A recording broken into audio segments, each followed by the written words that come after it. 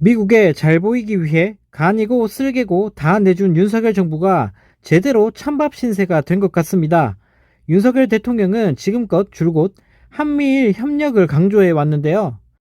이번 주 열리는 한미일 정상회담에선 3국이 합동 군사훈련을 더 자주 하기로 합의할 거란 전망이 나오고 있는 가운데 미 국방부가 앞으로 우리 동해 바다에서 훈련을 할 경우 동해가 아니라 일본 해로 표기하겠다는 말 같지도 않은 소리를 하면서 국민들을 열받게 하고 있습니다.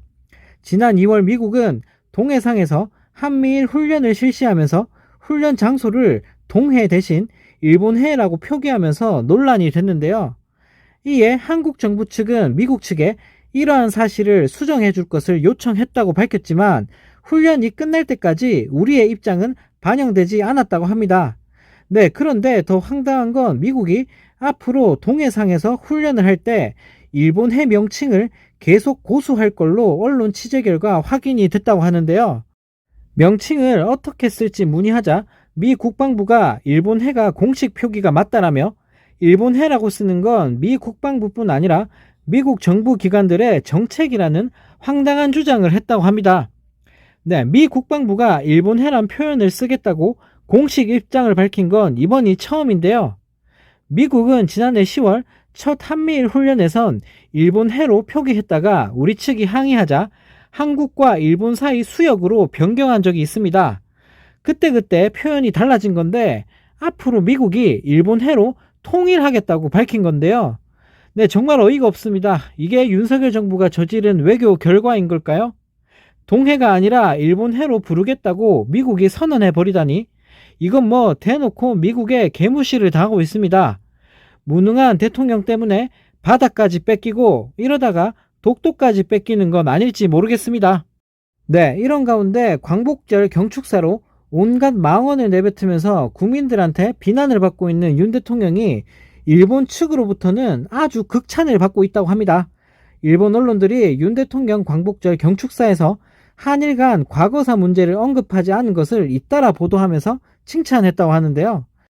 마이니치 신문은 16일 이례적으로 일본 비판 없어라는 제목의 기사를 통해 윤 대통령의 광복절 경축사가 역사 문제 등에서 일본에 대한 비판이 전혀 없는 이례적인 연설이었다고 평가했다고 합니다.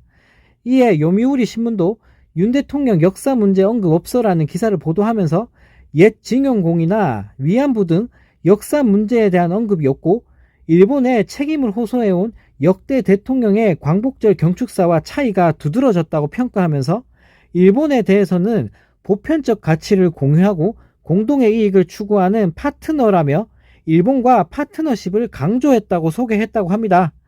네, 일본의 극찬은 이뿐만이 아닙니다. 아사히 신문은 일본과 한국 후퇴하지 않게 노력을이라는 제목의 사설에서 윤 대통령이 일본의 식민 지배로부터 해방을 축하하는 광복절 연설에서 일본을 보편적 가치를 공유하는 파트너라고 부르며 안보와 경제면에서 협력을 강화해 나가겠다고 밝혔다라며 이번에야말로 한일 관계 개선 행보가 궤도에 오르고 있다고 기대한다고 적었다고 합니다.